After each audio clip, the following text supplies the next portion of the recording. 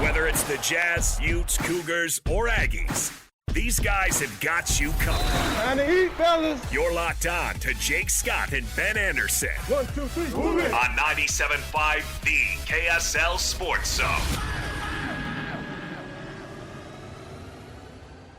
Jake and Ben, 97.5, the KSL Sports Zone. We want to remind you to join Hans and Scotty G at RGS Exteriors from noon to 3. That's today, 4235 Farm Road in West Jordan.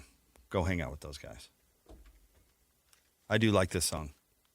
I don't know if We Five recorded anything else, but I like this song. Who cares? Yeah, you who get cares? One hit, you're a star.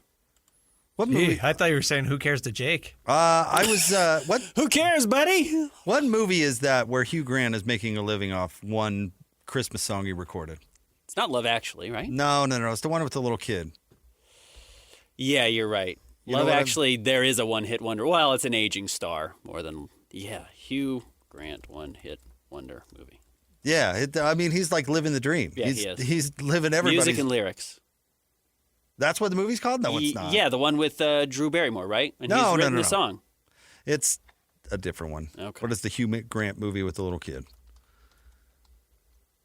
Not that anybody cares. Willy Wonka? He plays the Oompa Loompa, doesn't he? Man, Christian, you wouldn't believe the Hugh Grant saga. You missed About a Boy. About a Boy. Oh, why is Hugh Grant doing all these music things? About a Boy. He writes one Christmas side. Okay. He lives in this like super nice pad, and he doesn't do anything ever. Oh. And the whole point of the movie is he finds purpose in like mentoring this young kid. Young Nicholas Holt. Because he doesn't have any purpose in life, because he doesn't have to work, because he can just lie around all day, because he wrote this one song. I think a lot of people ago. say that's the purpose, is to not work, right? That is the purpose in life. Anyways. I think it's a little more deep than that. Not that I've only seen this movie once, but the idea that you need a purpose in life. You can't just float through it. Yeah.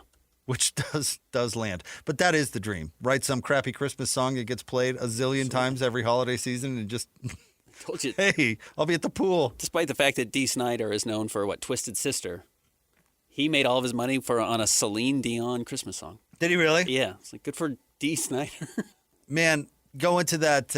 I told you to go to the Bluebird Cafe. I know you guys didn't make it in Nashville, but it's all that whole thing is all about these songwriters, and it sounds like a grind of a life. But if you can get one, that's it. You break through, and you're absolutely living the dream. Yep. That's why these poor artists, I'm sure, are walking around. Like, if you're, who's PK's guy? If you're Kenny and you're walking around Nashville, how many bozo writers come, like, out of the woodwork, like, everyone's out got of a the alley, screenplay. like, hello, Mr. Chesney. Everyone's got a song. Man, you need to record this thing for me, please. Also, probably pretty advantageous to be Kenny Chesney in that situation of like, I just pick everyone else's best music and they get a tiny share and I get a huge cut. Life's good. I don't know. I think the artists would argue with you about huge cut. Yeah, sure. I think sometimes it's huger than others. Yeah. And it depends on the artist. Certainly. Buddy Holly never made a dime. Die broke. That's my goal. That story is crazy. Yeah, he never made money. He was the biggest recording artist in, like, arguably of the 50s, sans maybe. Never had a penny. Like late Elvis or early Elvis or Little Richard or something. But, yeah, never made a penny. I think there are a bunch of big. I read a not that anybody cares, a Buddy Holly biography. There's a bunch of litigation afterwards too, like the estate going for it. And wasn't that the Backstreet Boys issue as well? Right? They signed like a 10 album deal with somebody who's like, yeah, I get 90% of everything. They're like, well, there's 5 of us. We're splitting it 10% 5 ways. That's the story of the music industry, right? Right. Yeah. I mean, didn't Tom Hanks, your favorite actor, make a movie about that? Elvis. No, he ripped all of Elvis's money. No, it's the Oneaters one. Yeah. That thing you do. Yeah. Have we done music movies?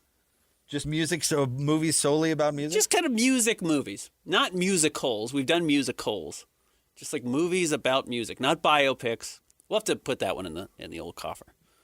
Music movies. Like the soundtrack, or does it have to be about movies or about music? You love movies about music. Yeah, but I hate that movie you love about the old lady and the kid. but yet the Harold and Maude? No, that's not about music. That's not a music movie. But the soundtrack is incredible. It's a big sell. Absolutely. It's like The Big Chill. I watched this movie, The Big Chill. Everyone knows The Big Chill. The soundtrack... Horrendous movie. Unbelievably great soundtrack. Might be the best soundtrack ever. Truly. And I'm not even kidding. And it's the only reason people like the movie, the same reason you think it's the only people like Harold and Maude, which I would listen to that argument.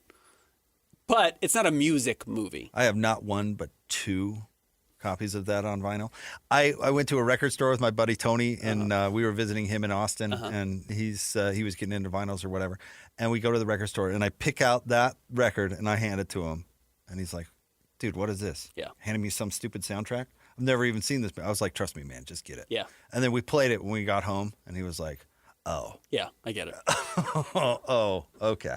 I certainly get that. I can't wait for all the Gen X people to get my mentions about hating The Big Chill. It's coming. Or boomers. Anyways. Well, it's not a great movie. I didn't like it. It's kind of a downer. Yeah. But the soundtrack is amazing. Mm-hmm. Ben, I'm still a little bit bothered by our guy Bert and his comments going after Notre Dame. One thing about Notre Dame getting snubbed, it is sucked the air out of the rest of the room. And it should, let's replay it because I think it matters. Brett Yormark made public comments going after Notre Dame, and here's what he had to say. I will say this, and I'm a little outspoken about it. I don't like how Notre Dame's reacted to it. So, okay, I think Pete's his behavior has been egregious. It's been egregious going after Jim Phillips when they saved Notre Dame during COVID. We all knew, and it was very transparent. Hunter was very transparent about it. The chair, that as Notre Dame and Miami got closer together, head-to-head would be a factor. Okay, BYU lost. They became closer together, head-to-head, and made a difference in that decision. So I think he is totally out of bounds in his approach, and if he was in the room, I'd tell him the same thing. Why aren't you screeching about the opposite thing happened to BYU last year? I do not understand what he's doing. He's a PR guy. That's his thing. Yeah, it's his whole thing. I don't understand. Who's he pleasing? Is he kissing up to the SEC, the Big Ten? Or the playoff committee in general? What is he doing? By saying BYU lost and totally dismissing BYU's argument to get in the playoff, isn't that his job? Where they quite literally have money on the line? Like, part of the reason that Alabama got in this year, Ben, and it's true, part of the reason they got in is because the SEC wailed and moaned and made such a stink last year that they wouldn't even dare go against Alabama this year. It's part of it. Yeah, you may not sure. like it, but it's part of it. He should be absolutely telling everybody who will listen that those bozos on the committee got it totally wrong, and that their inconsistent criteria is a huge problem, and that his conference is getting screwed because it's a good football conference. Mm-hmm. If there is a conference that should be arguing for multiple bids, that is not the SEC and the Big Ten. It is the Big 12. So why is he not making that argument? Are you kidding? Why is he even including Miami and Notre Dame in the conversation? He should be saying they should get to the back of the line. I totally agree with you. I don't understand why he is not sidling up with Notre Dame and saying, look, we're building a force to say that this is unfair. And because we know next year you're going to change the rules to adopt Notre Dame and make it easier for them to get in, we want to make sure we get a cut of that pie as well. This feels like a misstep to me from Brett Yormark, and I don't know if it's necessarily going to backfire or... It's just going to have no impact. But it's just not going to have any impact. Yeah, I don't think it's going to put Big 12 any step further, and I think that should just be everything that he's doing. Every step should be about putting the Big 12 in a better position or leaning on or putting pressure on the College Football Playoff Committee to make sure that more than one school's invited. But I just don't get it. Like, do you think Bavacqua cares what Bert has to say? No. Why is Bert sticking up for Jim Phillips? Bert should be going lobbing grenades at the ACC. Their champ can't even qualify. Why are you giving Miami a backdoor in? That league's the worst league I've ever seen. This is a quote sent to us from Christian, and I've looked for it too. I can't find the audio of it, but apparently not Brent, not Bert, but Brett Yormark said, "Was I happy about BYU? No, but I think overall they did the right job."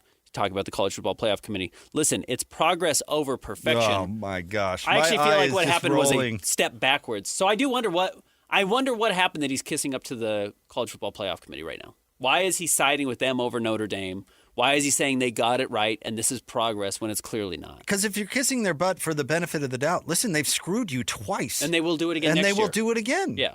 I don't understand his argument here. And the only thing that this committee or the Bill Hancock, the College Football Playoff, the only thing they seem to react to is complainers. You know, Notre Dame is making a huge stink. Well, they're going to get some stupid exception to get an auto bid next year because they're making such a huge stink. Doesn't make any sort of sense. I don't think he has done BYU any favors in this situation. Especially after he saw that Kalani wasn't really going to do it. He needed to jump on it. Why not? I don't get it. Who's he talking to? BYU lost, Yormark said. They became close together, head-to-head, and made a difference in that decision. Miami over Notre Dame. And again... But it didn't last year. Why is he leaving that? Yeah, right. Why is he leaving that out? Yeah. My conference got screwed by that exact argument last year. He has the same argument Notre Dame has. Say, Notre Dame, we're glad you're recognizing this injustice too because BYU suffered this injustice to SMU last season.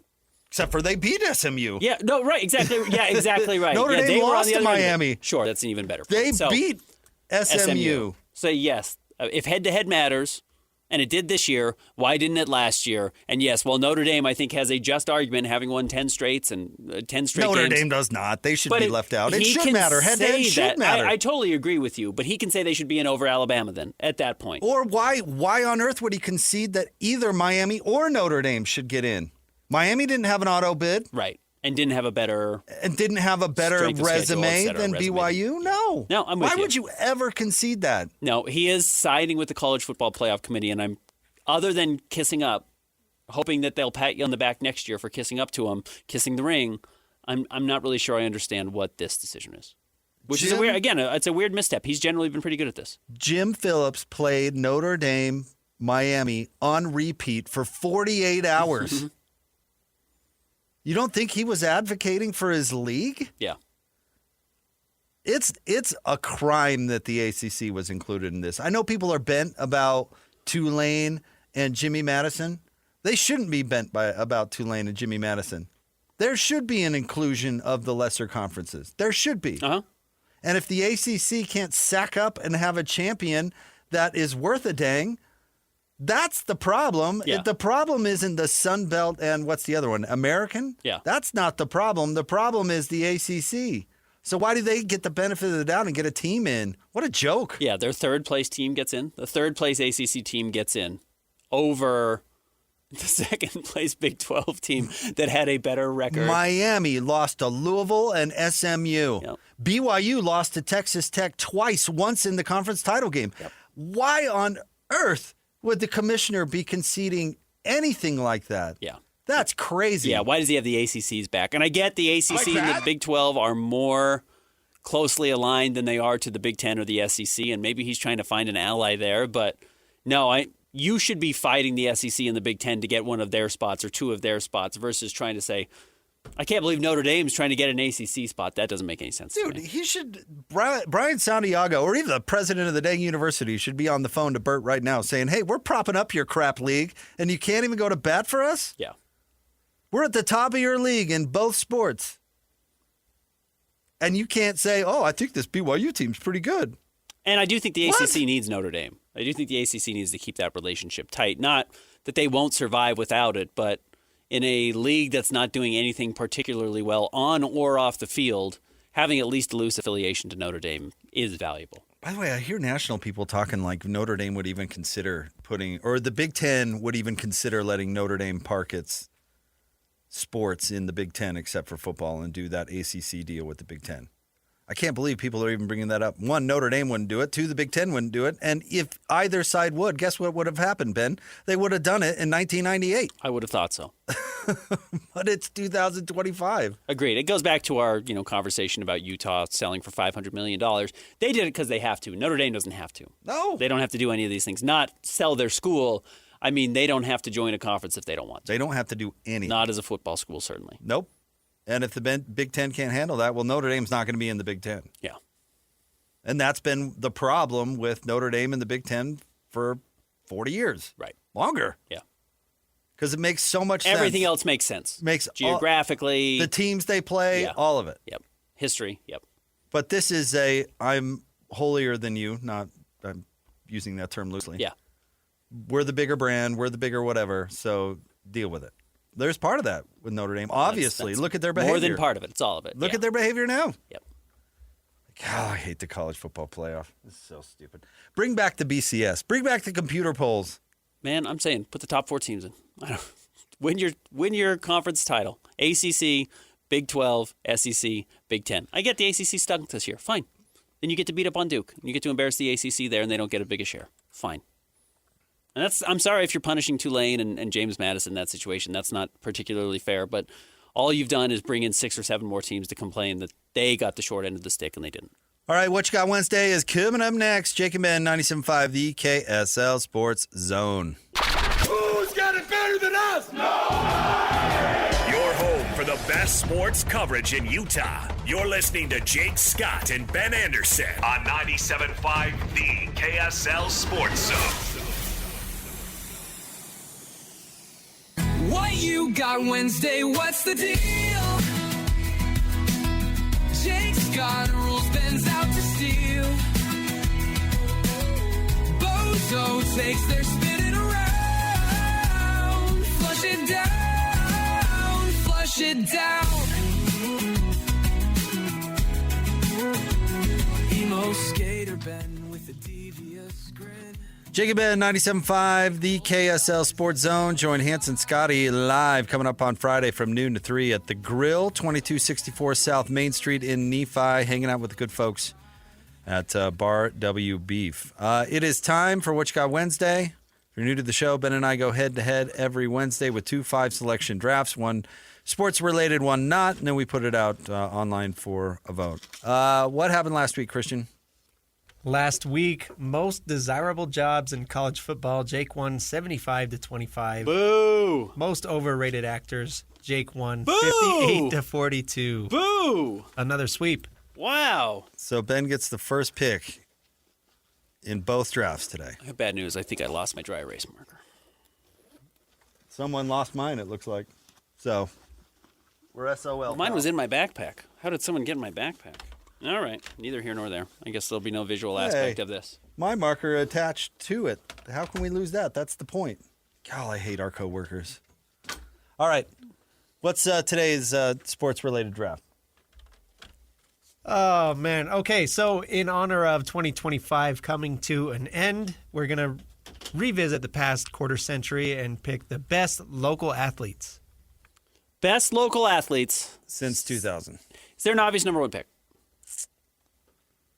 Who do you think? I think there is. I'm going to go with the Mania himself, and I'm going with Jimmer. That's the answer. I do think if you had to characterize the biggest sports moments, which maybe we'll do that in a future draft, but the biggest player who was talked about, had the nation's attention, Jimmer and his run has to be number 1. There's no other local player of the year in college sports, and there's nobody that would qualify as a cultural phenomenon. There's no other candidate. Agreed. So Jimmer is the answer. We have not seen anything like Jimmer in this market, and we haven't seen anything like it since. Yep. And I would include Danny Ainge in that because Danny didn't do it in the world of social media. Yeah, and no, it's totally different. Right. So Jimmer 100% is the answer. After that, Ben, I'm going to stay in college, and I'm going to go with the number 1 pick in the draft, and he was the start of it, Urban Meyer, all of that. We talked about Utah's 20-year run, 20-plus year run, but Alex Smith. Absolutely. I think that's the right number 2 overall pick, the other number 1 pick. Alex Smith was such a huge representation of a step forward for the Utah football program and was the face of it. And obviously there was a lot of great pieces on there, but he was the face of it. Rewarded with a great, draft pick overall. The only team that beat him was as a starter? Wasn't Texas Tech, was it? No. Who was it? New Mexico. New Mexico, that's right. At Rice-Eccles Stadium, At too. Rice-Eccles. When he took over after Brett Elliott started the season and got hurt in the first game. Okay. and then Alex started. And even when Brett got healthy, They stuck with Alex. they stuck with Alex. Alex Smith. I'm going to go with, I feel like I should go football.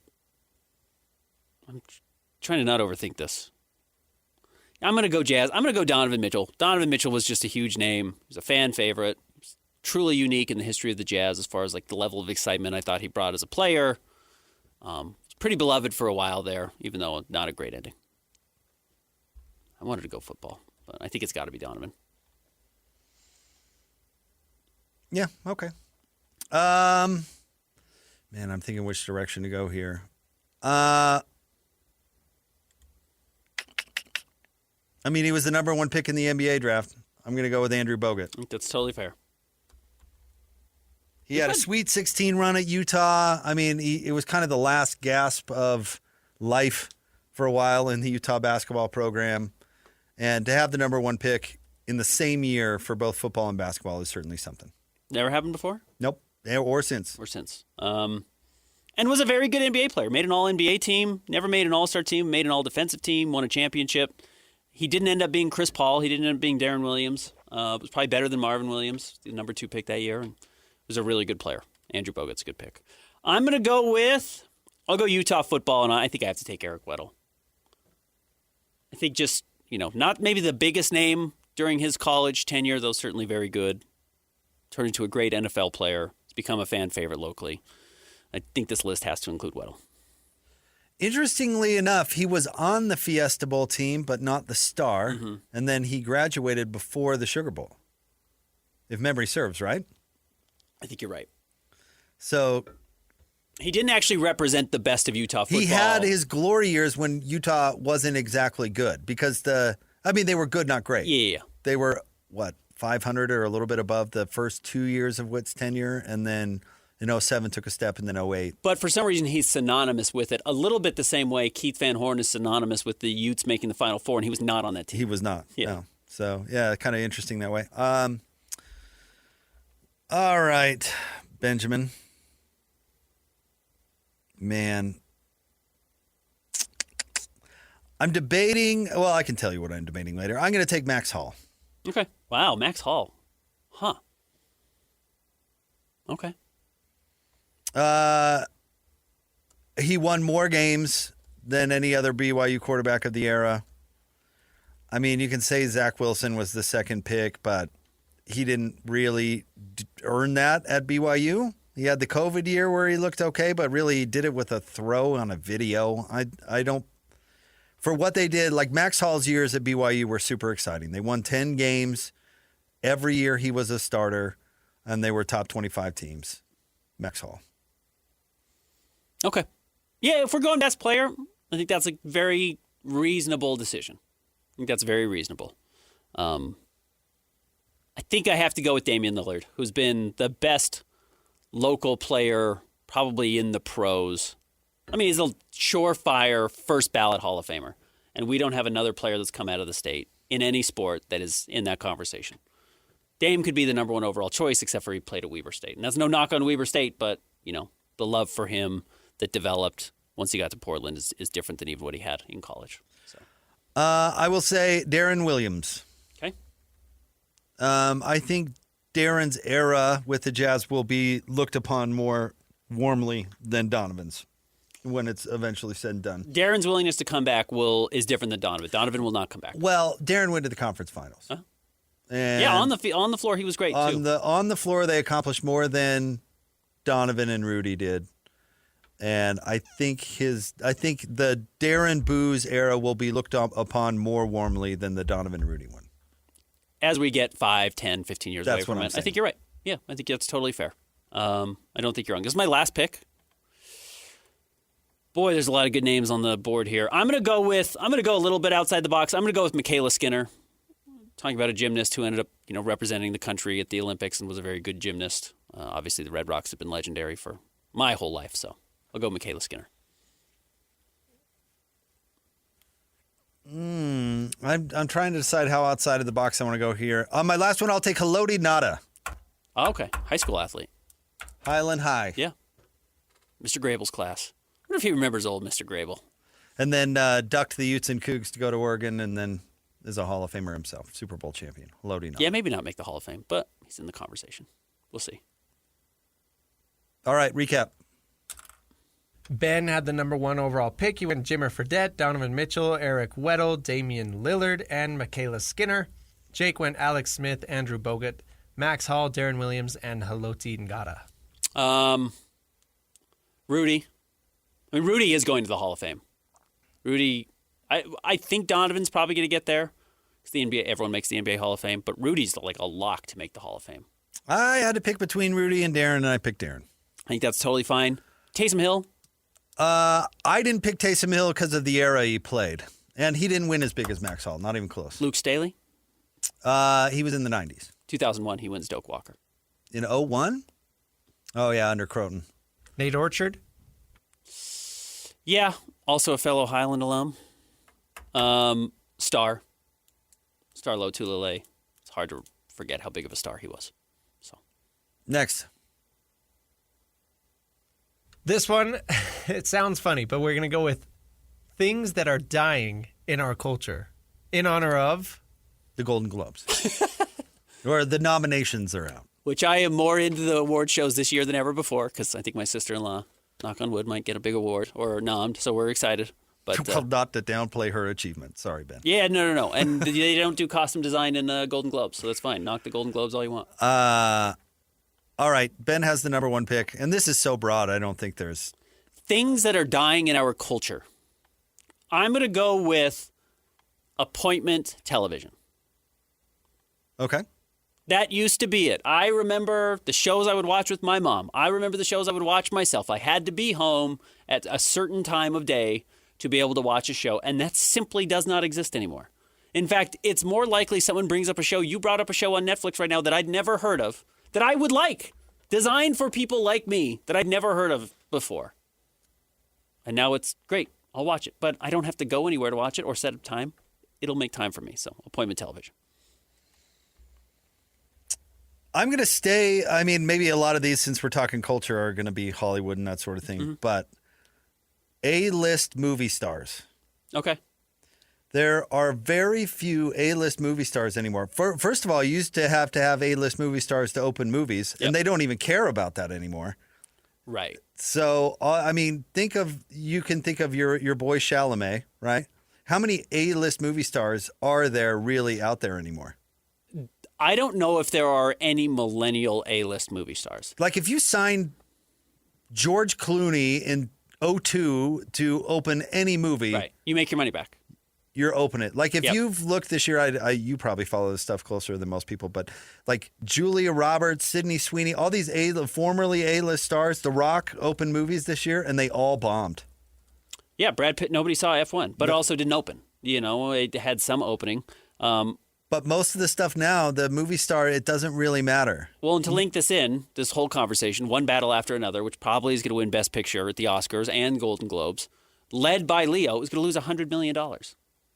And it's probably the best movie of the year. Yeah. You know, so I think you're totally right. I think that's fair. All right, I'll actually go a little outside the box here. The 9-to-5 job. Nobody is able to turn off their phone or their laptop at night. It's not what companies expect of you. You have to be able to answer emails. You have to be available at times outside of 9 to 5. It's just not a thing anymore. Some people have some left over. They're going to go away pretty soon, too. We're just not seeing kind of your standard Monday through Friday, 9 to 5. I don't think that really exists. All right, my next one. Maybe I'm jaded because of the business we're in, and that doesn't exist at all, but... Well, there's still traffic before 9 and after 5. There is. All right, I'm trying to think of the best way to. How about this? Well, Ben, help me on this. Christian, help me. Remember at the end of cereal commercials back in the day, it said part of a well-balanced breakfast or something like that. Yeah. The 4 food groups and all that is totally fading. People don't even eat carbs anymore. I know people whose kids haven't tasted sugar like before their 5th birthday. You know, like.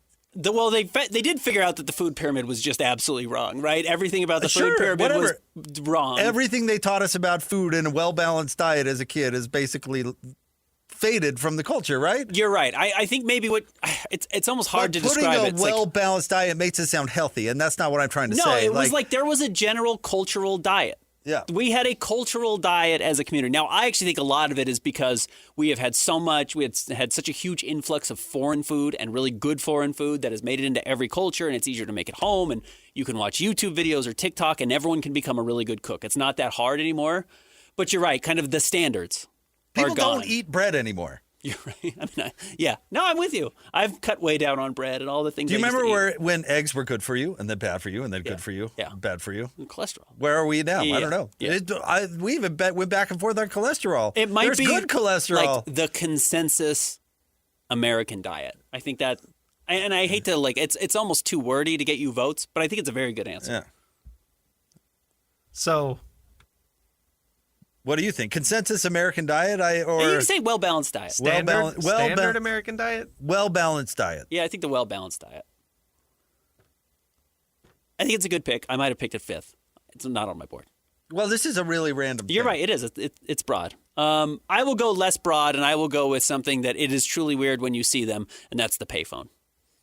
There are still payphones randomly. See, that might be gone. But Is that dying? like That might it's be on dead. its very, very last legs. Like the ones that are there are dinosaurs. I think there's one by the old Sears that got torn down, and even it might be gone now. But yeah, I don't know where the closest payphone is. My good buddy growing up, his dad owned a payphone company. Oh, how's he doing? Well, he's fine. They're fine. I mean, I'm sure he Got out of the business. Yeah. But it was cool because there was a code that you could punch into any payphone, and it would make a free call. Oh, So well, that 911. Yeah, that Free call. was convenient. All right, Ben, I'm trying to think where to go next. You know what? I'm going to go right on the nose of why we picked this and just say award shows. Okay. I think I don't know. You're still really into the Oscars. I remember I watched the Oscars with my mom it was to your appointment television. It was like a big deal. Our neighbors had a Oscar party every year. Yeah. Like You would tune in to see Jack sitting front row. I used to somewhat care about the Grammys. I don't care about VMAs were a big deal. any of it anymore. Yeah. I'm with you. I'm going to go with.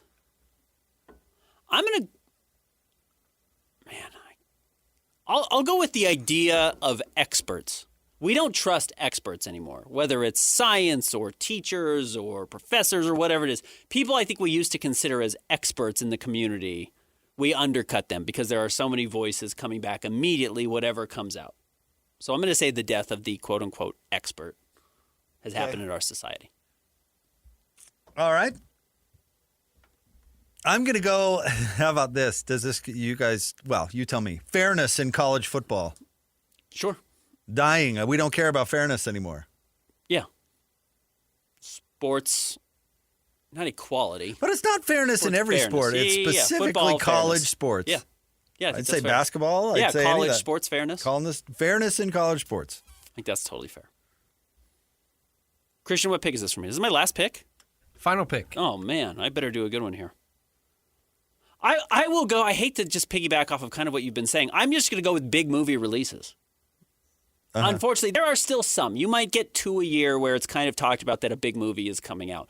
But really, I mean, like the last big movie I think the general public cared about coming out was like Oppenheimer or the Barbie movie. Man, I don't even know.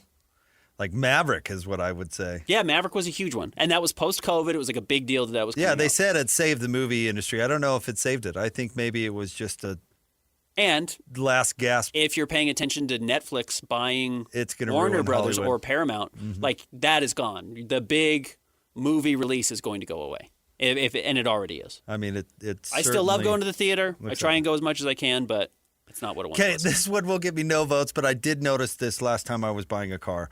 The sedan. Yeah, you're right. Mid-size sedan. Sedans in general. Yeah, it's Nobody gone. makes sedans anymore. It's right. all SUVs or minivans or like little hatchbacks or the crossover, whatever those things are. The sedan is on its way out. You remember when the Lincoln Town Car was like the status symbol of, my uncle was a salesman, and I remember every time he's like, you fly in somewhere, you got to make a sale, you rent a Lincoln Town Car. Wow. Showing off. Nobody cares about sedans anymore. Nobody even wants them. I like my sedan. No, I think I'm my family was only in sedans growing up. That's why I still feel I've got a little SUV, and I feel like it's huge, but I pull up next to like a Subaru Legacy or Outback, and the Outback is twice the size of my car. Like, oh, yeah. And that used to be a smaller car. Uh-huh. Recap. Ben, you had the number 1 overall pick. You went appointment, television, the 9-to-5 job, the payphone, trusting of quote-unquote experts, and big movie releases. Jake went A-list movie stars, well-balanced diet, award shows, fairness in college sports, and sedans. Christian, what was on your mind? What were you thinking? A few of those, especially all the movie stuff, I mean, that's pretty relevant, right? Yeah. I think college to profession as a job is really hard anymore, making that leap. Chords, even though there's chords everywhere, everything I look at is chords, but fewer things have chords than they used to. Controllers of every kind, phones of every kind, headphones of every kind. I would say don't have buying headphones. like physical music. Yeah, DVDs, CDs. See, I think Vinyl those are back. more than CDs and ever. DVDs are dead. Yeah. Vinyl is back. CDs are back a little bit. But as like a collector's item, not as. And there's like a niche 4K Blu-ray community. Yeah. There is, but it's not where you go to Best Buy anymore. No.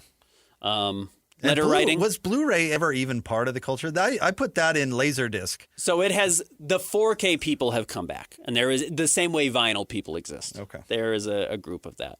I was going to say, and maybe it's already dead too, outside of like very niche sports cars, manual transmissions. But you can't find a manual transmission. Oh, I'd anywhere. love to have a manual. I would too. I would totally. But get you one. can't find them. Nope, you certainly can't. All right, wrapping up the show next. Jake and Ben, 97.5, the KSL Sports Zone. The sports you love, the teams you can't live without. Get a sense of urgency! This is Jake Scott and Ben Anderson on 97.5, the KSL Sports Zone. Two amigos on the airways, talking sports.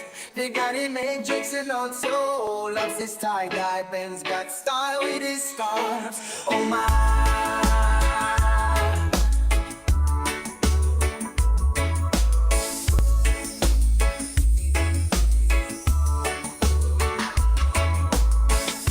From the islands to the... Jake and Ben, 97.5, the KSL Sports Zone. This segment is brought to you by Peach Doors and Windows. Amazing home transformations begin with Peach, where 5-star reviews are the norm. Call them today for your free in-home estimate, 801-566-1255.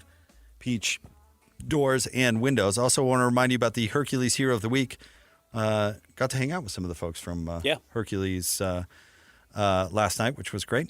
Nominate the youth sports volunteer you know for the Hercules Hero of the Week. Submit your nomination at kslsports.com/contests and listen every Thursday afternoon to JJ and Alex for the winner. Help us celebrate the efforts of those volunteers making an impact with the Hercules Hero of the Week, sponsored by Hercules First Federal Credit Union and Beehive Meals. Amateurism in general dying, even at the high school level.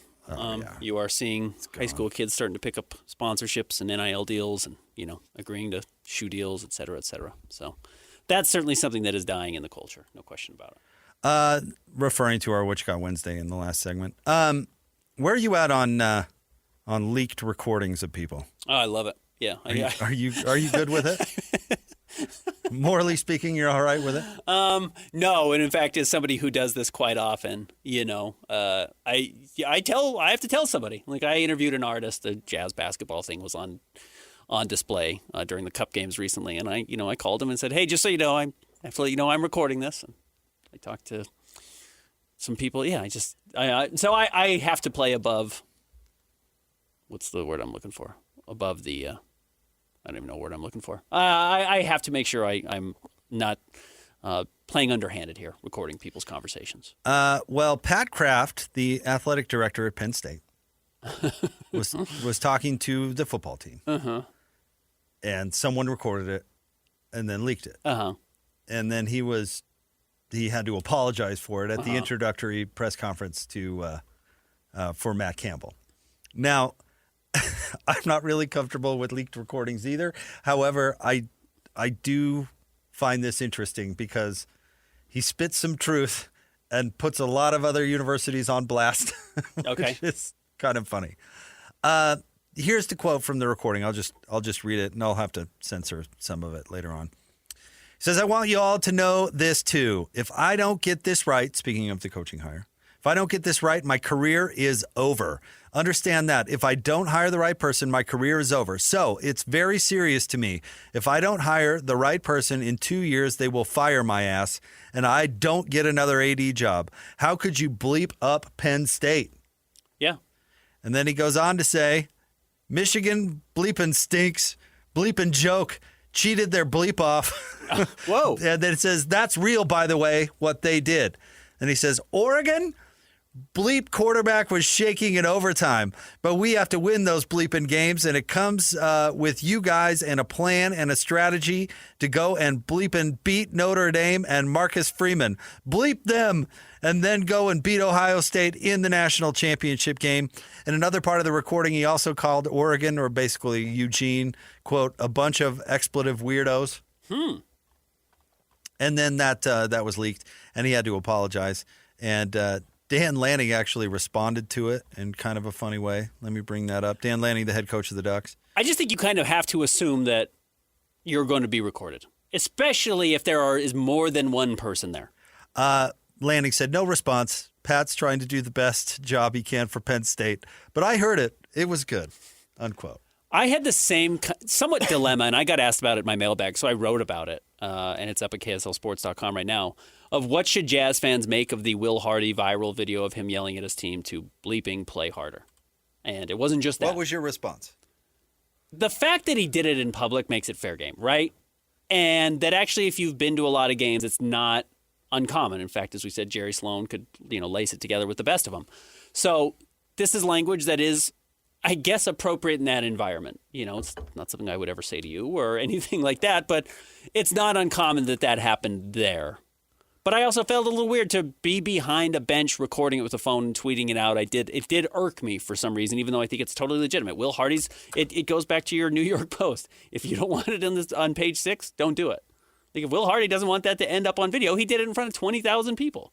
Yeah, that's totally on Will, so I have no problem with the kid actually recording it and posting it. But I do think you should have some context of that is how people talk, especially in this world. Well, that's not news to anybody. Apparently it was, because it goes viral, right? Apparently it does something where it feels like a break in the pattern enough that people wanted to see it. Well, yeah, because it's watching a coach Mother Goose's team over and over again is salacious. That's why it went viral. Anybody's surprised that a coach would be cursing at his team? I don't think. I would hope not. I don't think that's why it went viral. I would hope not. I mean, I think it went viral because it got caught on video. Okay, I think that's fair. From that close, and you could hear it that well. Everything so I don't clearly. think that's no different than most huddles in the NBA, I would agree, at least at some point during the season. With some coaches, I don't know why Jazz fans would even care. No, because it didn't go viral because, oh, look at shame on this coach. It went viral because, look at this maniac angry coach. Yes. There's also context of them being a bad basketball team. Yeah, there is. There's more to it. But I initially, when I got the question, I was a little irked almost to write about it. It felt almost like you were breaking the code of what you were recording. And you're not. He's doing it publicly. So it's totally fair game. But it's not like he was abusing anybody. Well, I don't think. No, not at all. Maybe verbally a little bit, but that's come to expect that with sports. I think that's not outside the bounds for most people. 100%. Yeah. No, that's why I had to kind of walk through it and correct myself that it was okay. So I think we should record everything everybody says privately. That's what I'm saying. Or publicly. Tweet it out. I get your point, though. Certainly, if you're speaking to a team full of people, there's a good chance that somebody's going to record that in today's day and age. You should probably be smarter than that. Yeah. Anything you say has a real chance to be used against you in a court of law or otherwise.